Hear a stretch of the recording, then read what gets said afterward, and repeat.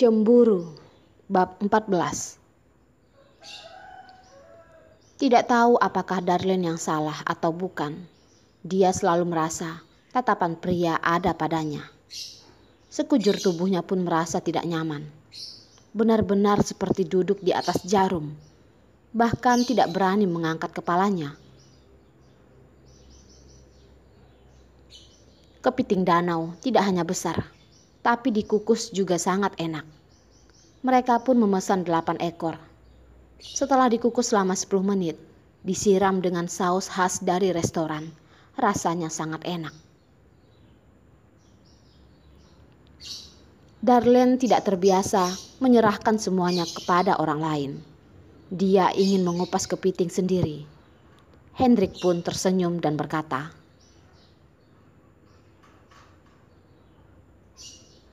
"Lihatlah Jen, dia membiarkan Yos yang mengupas untuknya. Darlene, biarkan aku menunjukkan kemampuanku ya."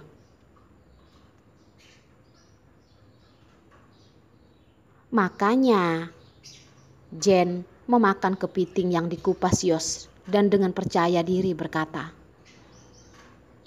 "Biarkan dia yang mengupas saja. Pacar juga hanya pada saat ini bisa menunjukkan kegunaan mereka."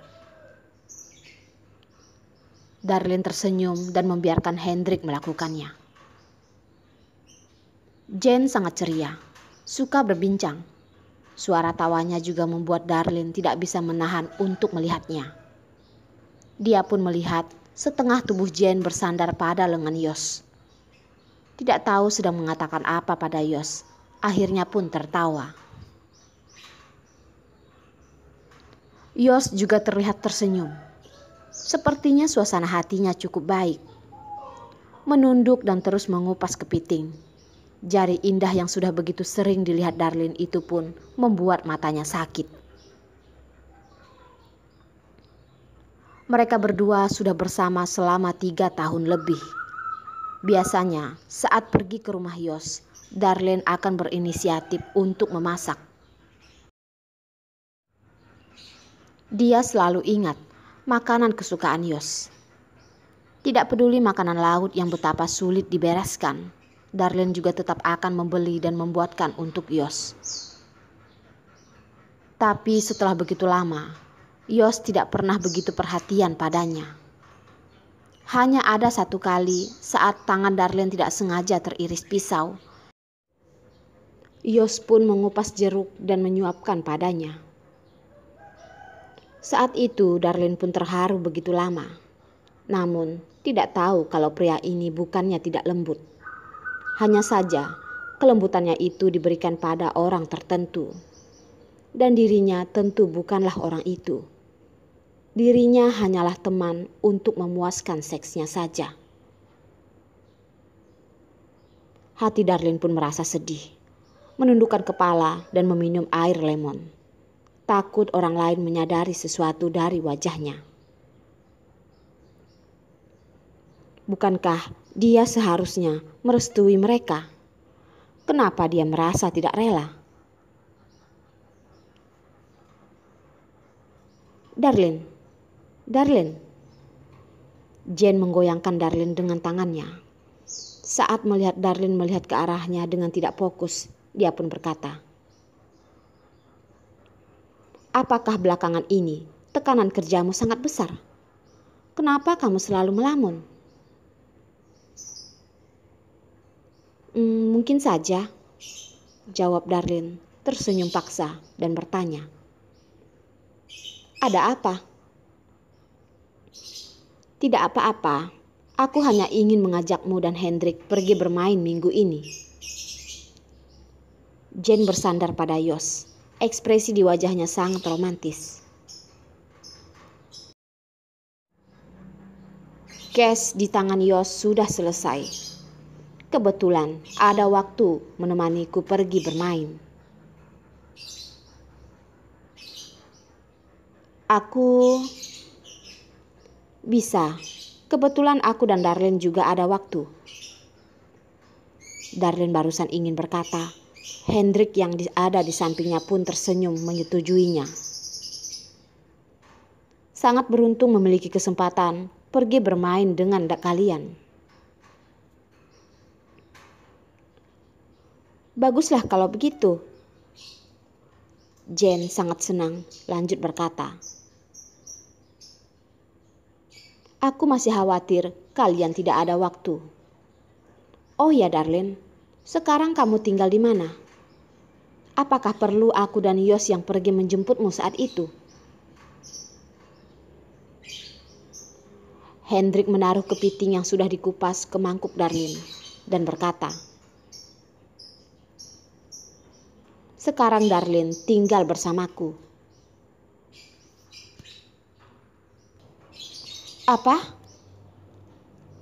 Mungkin jawaban ini terlalu mengejutkan. Jane langsung terkejut.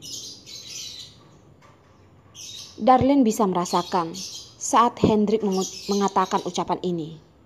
Wajah pria yang ada di depannya langsung berubah.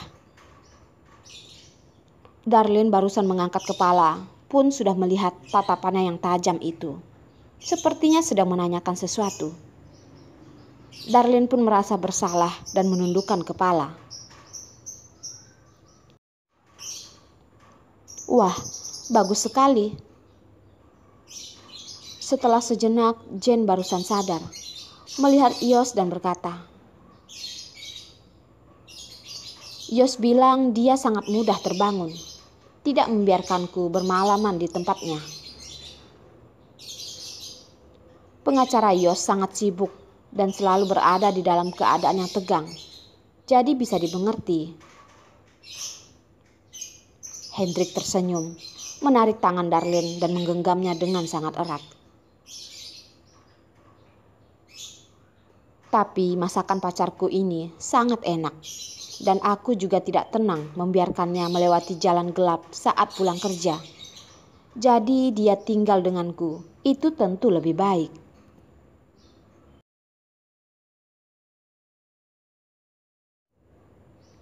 Makan kepiting. Bab 15. Ucapan ini tidak tahu sengaja atau tidak. Hanya melihat wajah pria di hadapannya semakin buruk. Seperti dua tatapan yang terbeku. Tapi ekspresi di wajahnya tetap biasa saja. Jane menjerit, benar-benar sangat kagum. Dengan menyedihkan melihat ke arah Yos.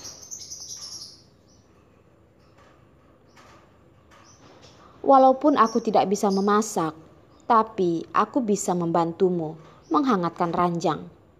Yos, bagaimana kalau aku pindah ke rumahmu saja?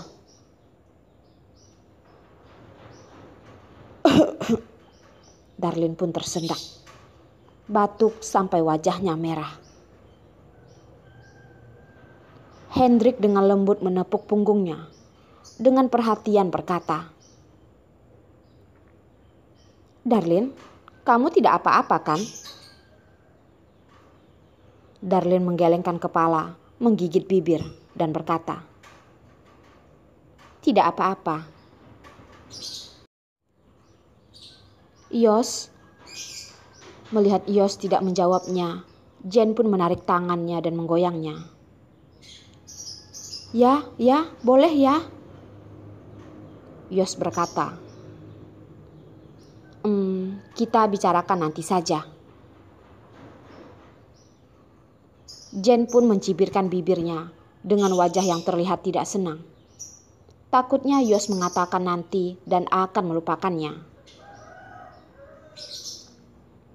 Walaupun kepiting sangat enak, tapi Darlene yang seperti duduk di atas jarum itu sama sekali tidak ingin lama-lama di sini. Kalau dari awal tahu akan bertemu dengan Yos dan Jane di sini, dia pasti tidak akan kemari. Setelah itu, Hendrik pun pergi membayar bil, mengatakan Jane barusan kembali. Dia sebagai pacar Darlene seharusnya mentraktirnya. Jane pun mendengus dan menyindirnya. Kalau begitu, makanan ini saja tidak cukup. Hendrik pun tertawa. Kalau tidak cukup, kalau begitu aku traktir beberapa kali lagi. Itu masih lumayan. Saat keluar, Jane menarik Darlene berjalan ke depan. Setelah melihat ke belakang dan menyadari dua pria itu masih jauh dari mereka, Jane baru mengatakan di telinga Darlene, "Darlene, apakah kamu ada nomor telepon teman lamanya Yos?" Darlene dengan heran bertanya, "Tidak ada. Memangnya kenapa?" "Bukankah karena Yos?" Jane menjibirkan bibirnya dan lanjut berkata, "Aku merasa dia pernah bersama dengan wanita lain."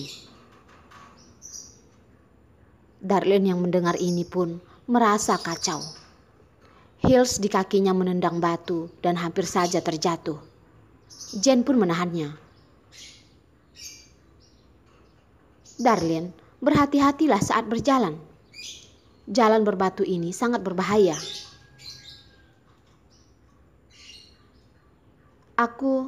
Aku benar-benar tidak apa-apa." Darlene berusaha menenangkan dirinya, berusaha menenangkan nadanya.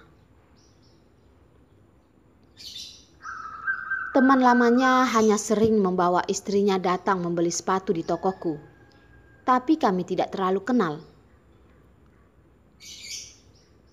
Melihat Jane sejenak, Darlene pun berkata lagi, "Apakah mungkin karena kamu terlalu khawatir? Media bahkan tidak pernah mengeluarkan berita kalau dia pernah bersama dengan wanita lain beberapa tahun ini. Kenapa kamu mengetahuinya?"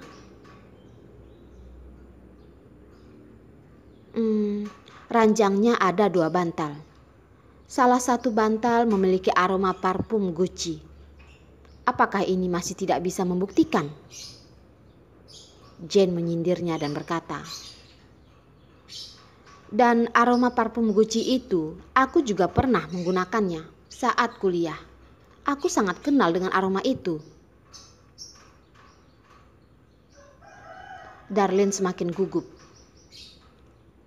Karena Yos mengatakan aroma parfum Gucci itu enak. Saat pergi ke tempatnya, Darlene kadang-kadang akan menggunakannya. Awalnya mengira dia sudah membersihkan semuanya sebelum pergi, namun dia malah melupakan bantal dan selimutnya. Jane masih terus berkata, "Media tidak membeberkan mereka berdua. Itu artinya mereka tidak ingin membuka masalah hubungan mereka. Biasanya sangat berhati-hati." "Aduh Darlene, kalau kamu bertemu dengan temannya itu, tolong bantu aku. Tanyakan nomor teleponnya ya." Darlene tidak pernah melihat Jane khawatir dan berhati-hati seperti ini. Sepertinya dia sangat takut prianya akan direbut oleh orang lain. "Kamu tahu, aku dengan tidak mudah barusan bersama lagi dengan Yos. Aku benar-benar tidak ingin hubungan ini dihancurkan oleh orang lain." "Jane, kalau..." Darlene menggigit bibir, tidak bisa menahan dan bertanya pada Jane, "Kalau Yos dulu pernah bersama dengan wanita lain dan juga adalah teman kita, apa yang akan kamu lakukan?" "Asalkan dia tidak berhubungan dengan Yos lagi, masa lalu aku akan anggap tidak pernah melihatnya," kata Jane, menggandeng tangan Darlene berjalan ke depan. "Serius, aku malah berharap saat aku keluar negeri, Darlene, kamu bersama dengan Yos."